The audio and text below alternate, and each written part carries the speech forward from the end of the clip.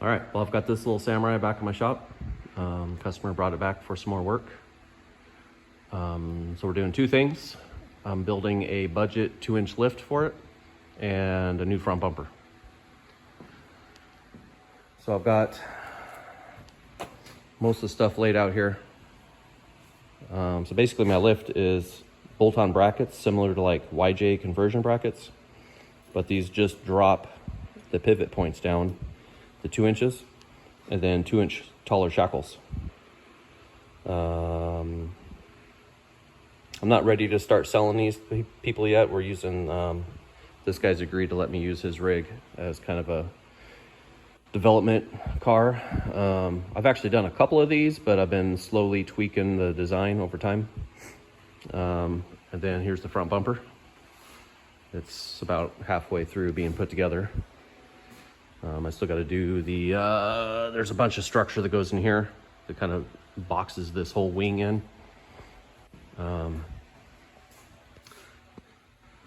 You see there, that's where it bolts to kind of the end of the frame rail. And then it gets an additional bracket just inboard of the lights that tie into that tube. So it bolts on with 8 bolts. It's kind of contoured and fit for the original lights. You can see this kind of crease. That's what this is all about. So it kind of continues the shape. I think those lights were actually developed for a different car, and Suzuki reused them on the Samurai because they don't really fit the original bumper very well. But you know, it's got a lot more clearance out by the tires. This is kind of chunky in the middle, but it's built to fit like an 8,000 pound winch, up to an 8,000 pound winch, maybe even bigger depending on the brand. We're not doing a winch right now for this one.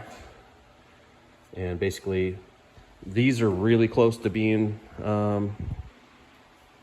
ready to sell.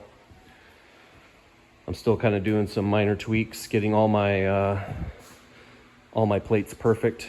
The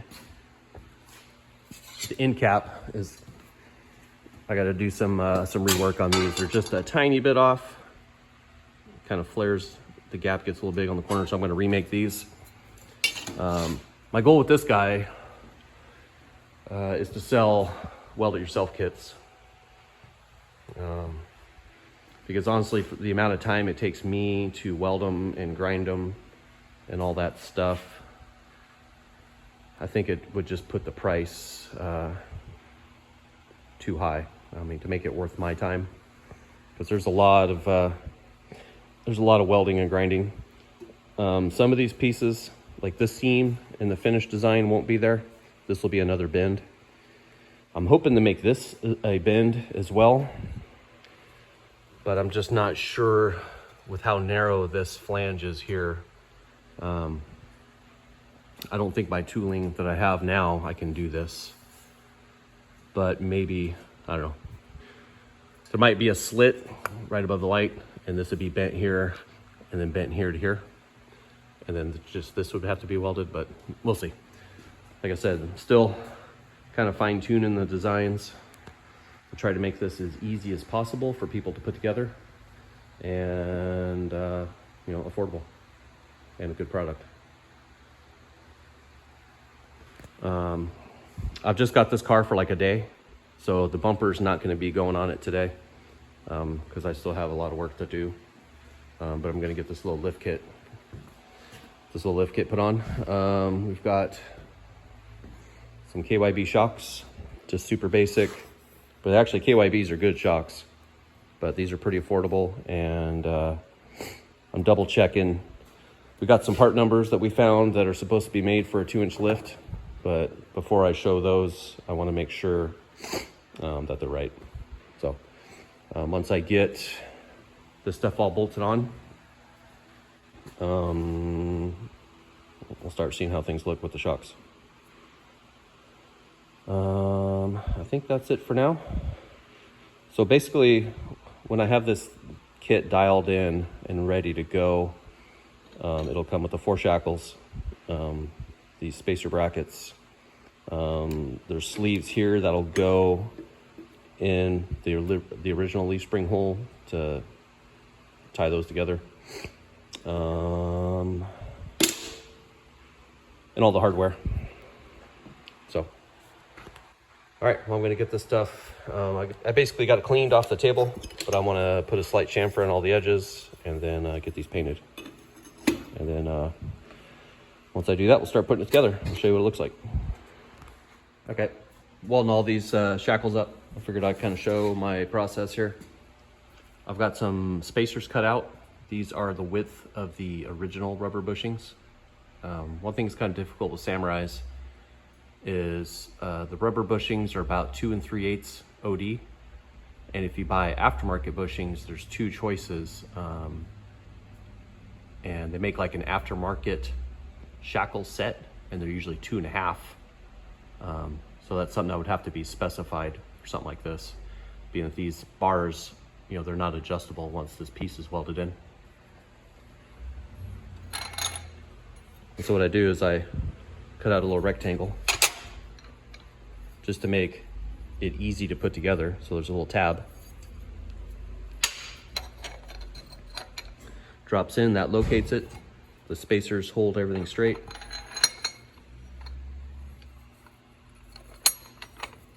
Get that lined up. Then I bolt it down. And then I basically just have to hold it flat on the table so that these two bars are parallel in that direction. And then I just weld up the backside. I weld up the backside and those slots. That way the front is left kind of clean and pretty. And that's more than enough strength for what this is trying to do. All that center bar does is keep these two shackle plates from being able to sway. Because when you get longer shackles, they can easily just distort the rubber shoulder. And you get some play like this. This way the whole bushing has got to give. And then all of these, I have a spacer welded on. And that accounts for the thickness of the original bracket. Kind of show. Oh, that's a rear.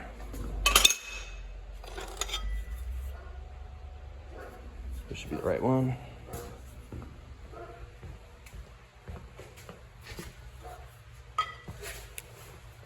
Basically, these guys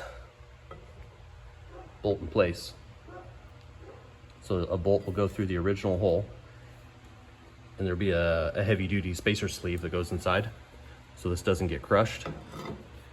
And then the spring eye just gets pushed down to that lower hole. Super basic. Original springs, original ride, basically. Just needs longer shocks. For this amount of lift, the brake lines are plenty good. Like I said, it's just 2 inches. But that gives you kind of a comfortable height over a set of 235s. These guys are rubbing. It's already been trimmed here a little bit. I'm going to trim a little more. The new bumper, these tubes get cut way down. Doesn't look like it's rubbing here. This seam usually will get hammered over a lot of times on Samurais. That's a pretty common rub point. Yeah, 3/8 bolts will go through here, and that keeps this from being able to shift, as well as it's up against that that bracket too, so it's kind of like double pinned in place. So yeah, I've got to get these parts all painted up and then start putting it together. I've got just this last shackle to weld together, and then I'll start painting all this stuff. All right, so I'm working on putting this side together, and this frame pocket or this leaf spring has been hit, and so it's kind of bent inward. I got these a while back. They're made by Strong Hand Tools. It's like an inverted vice grip, so you can open things up like a pocket.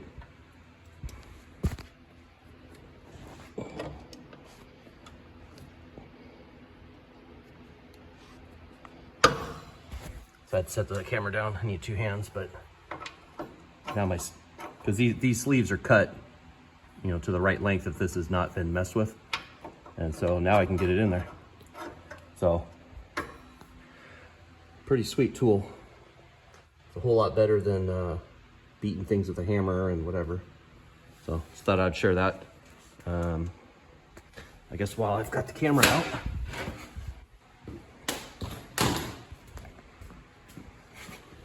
I've got this side coming together. Got the new shackles on.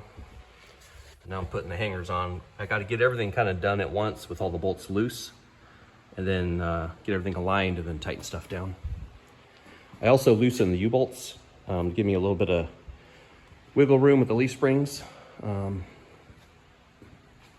Just makes it easier so you're not fighting stuff as much. So yeah, I'll come back when I got more done.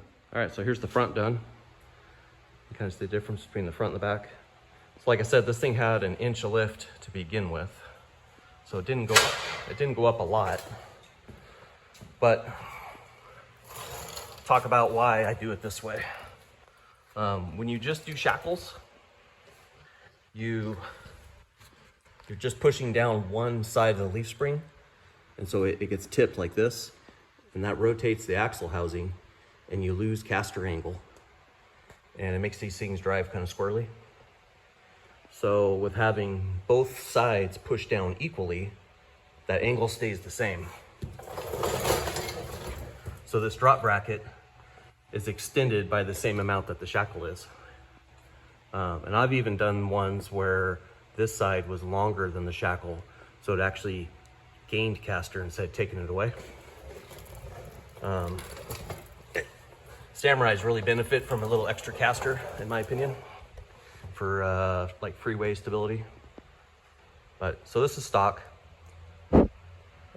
angles, but it should drive considerably better because the owner's used to having it with those 2-inch longer shackles up front, which takes away at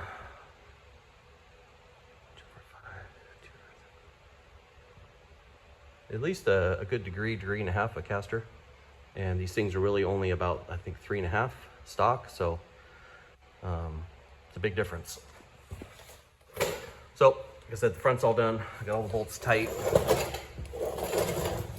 So you can see it uses the original bolt, goes through the mount, and then it's got 4 additional 3/8 grade 8 bolts to hold it from twisting. And then the thing also engages with the frame, the top, that kind of wedges in tight to the weld on either side of that hanger. So it's really wedged in and bolted, so it can't move. I've done ones too where I've done multiple holes down here for like wheelbase changes, so you can kind of play with your wheelbase. For this car, what it's being used for, and having already clearance issues with rubbing at the front, I wanted to keep the wheelbase stock, so that's straight down. But trail rigs and stuff where they're, you know, I build all kinds of different ones.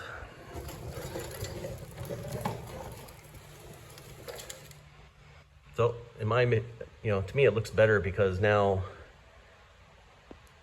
you know, this end of the leaf spring's not kind of pushed into the ground, being that it's pushed down equally now. It just looks better. Even having longer shackles up front, it just looks more proportional.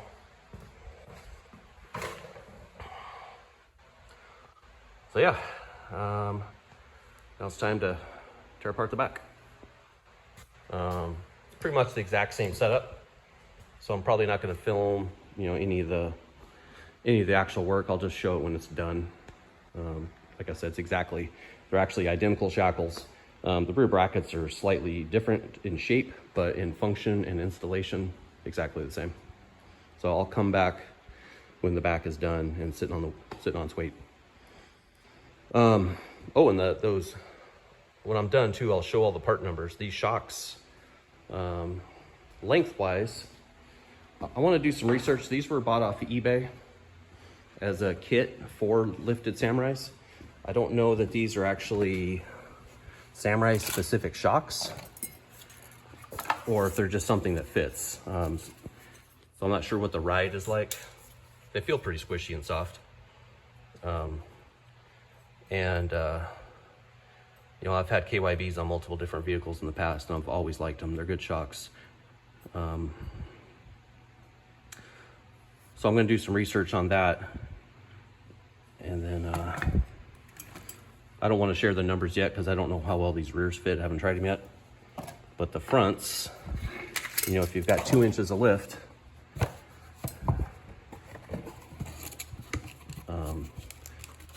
dimensionally, these look great. Oops. So this is the part number for the front shock. Like I said, I'm going to do some research and see if these are actually made for Samurais. Based on the mounting hardware and stuff, I mean, I think they are, but we'll find that out, and I'll let you know. But I like the height. It looks good with this 235. To me, this is kind of like, I always felt like this is how a Samurai should have came stock. 235s and just a couple inches taller.